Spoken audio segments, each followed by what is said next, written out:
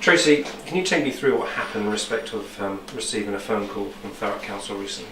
Well, I actually followed up a visit by Thurrock Council.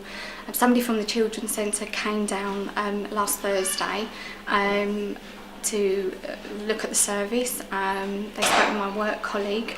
I wasn't on premises at the time. I then followed up this lead and phoned Thurrock Council and got hold of one of the Children's Centre managers. I was then told on the phone that the services had been cut and the service level agreements weren't going to continue, which actually meant that the funding was no longer there, so there was budget cuts with immediate effect, which meant that the play groups that we're running here weren't going to continue from the following week. So we were rather shocked and upset. And this came completely out of the blue? Completely out of the blue. There was no review, there was no negotiations, which is what's really shocked us more than anything. We sort of felt, well, I felt as a really small service provider that we'd built up a really good working relationship with Thurrock Council, and I'm actually really shocked that no one came by to talk to us about that. In actual fact, it was a complete stranger that came into the groups and must have made their assessment then and there, and then obviously told me over the phone. And did they say what their assessment produced, what it was based on? No, they just said budget cuts, and that they looked at the budgets and there was not enough money to fund us anymore. That Purfleet had now gone into a phase 3.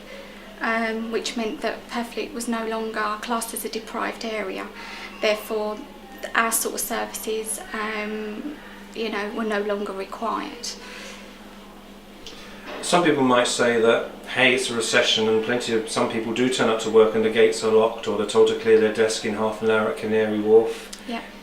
And Thurrock Council are just following a trend. Would you say that's acceptable? Well, clearly they are, but where are the negotiations? We maybe should have been notified. We've got such we see such a lot of families coming through the doors here. I mean, and we're inundated every week by families. We're probably seeing about 60 families a week, and I think as part of working alongside Children's Centre agenda, it is about bringing the community together and empowering local families. So to just come and shut that down without any negotiations to help us move forward was clearly unreasonable. And somebody definitely did say it was no longer a deprived area. That was said to me on the Thursday. Since then, I have been in a meeting with Thurrock Council. This happened on Wednesday.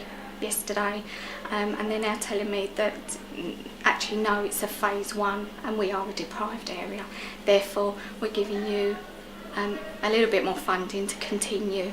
It's a transitional period for about 3 months, so where we can obviously try and work alongside Thurrock Council again and to see if we can, where we go from here. And you're here for the benefit of the children and the parents, aren't you? So where do you go from here? I'm going to try really hard to build on this and keep it going for the families. Where it takes me personally at the moment, that's not clear. I'm just going to try and obviously save it for the families that are here. You're hurt, aren't you? I am.